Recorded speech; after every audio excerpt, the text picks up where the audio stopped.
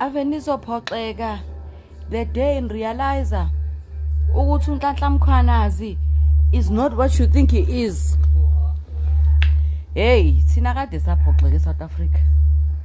Kade saphoxeka singabantu base South Africa. Sivotela uhulumeni womuntu omnyama sithi he's for us, but he was never for us. He was for everybody else except for black people. So nje ukuphoxeka esiyaziyo futhi engasasithusa ukuthi hawe masasaphoxeka.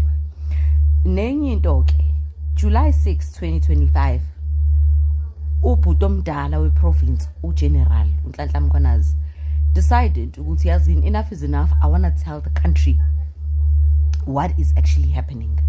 Uzasasho kahle athi I was minding my own business bangithathela ama-docket ama 121.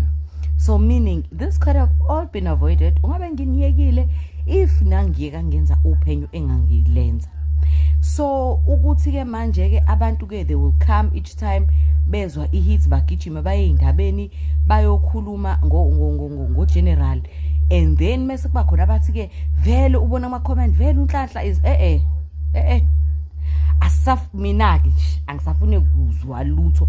I don't care ukuthi wazi siphi story ngayi akisena ndaba because you will get a chance.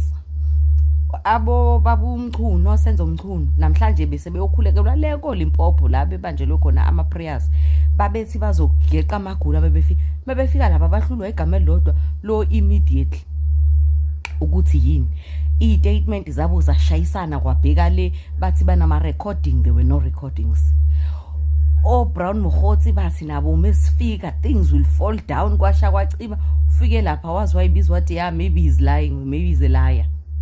Nang nomunye ubhale full scare page ku Facebook on how he's being targeted wara whoa, wait for your 10 because kuba bonke laba bantu uyedwa umuntu osatheme fika kwi-commission statement zakhe zalinka zahamba ngolayini kwangaba khona la esithuka khona uthi awangithi wena but Nhlanhla wawuthe cha konke nje kusami ngomumo.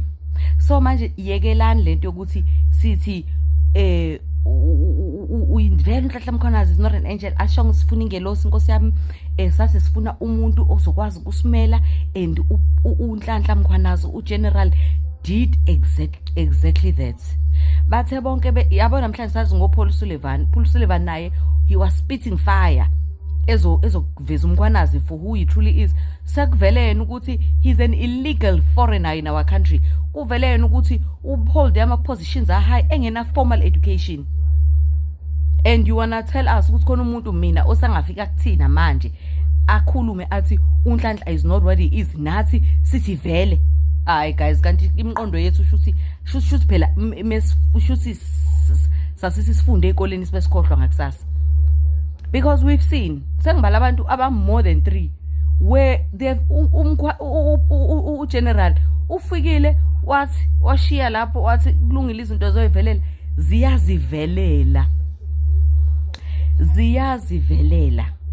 And nalo obhalile ke oseze waya kwabe indaba ukuthi lapho uKZN SAPS usikhiphile istatement izolo ukuthi even nama operations okufika kwakhe bazo raid nani, it does not come from KZN, it's a national thing. But yena because uyazazi inhliziyo enecala avinga akaphumule uzokwenza lama statement awenzayo. And believe you me uzoya lapha ngoba ethi uzoyovela kwimadlanga, uzoya kwimadlanga uzobhampa njengabonke labasebebhampe lapha ngoba uyobuzwa into lapha awukhuluma into umathanda usekukuthi uxoxa indaba lapha bayathula abakulalele ku statement ku affidavit webhali, then they pose questions, then they put holes in it, then mesikuyabona ukuthi kahle unamanga. So nje asena ndaba guys ukuthi sizophoxeka, akade saphoxeka thina okwamanje uMkhwanazi is us, we are Mkhwanazi.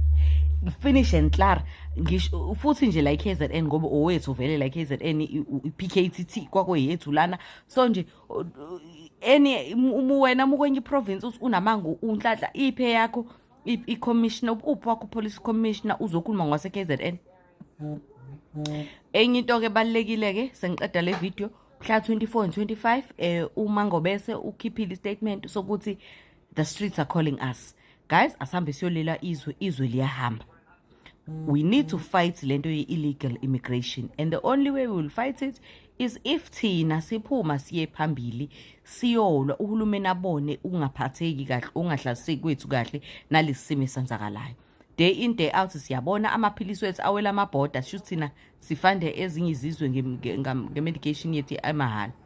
So let us please 24 and 25 avail ourselves siyolwa silwele izwe lethu. Ngiyabonga.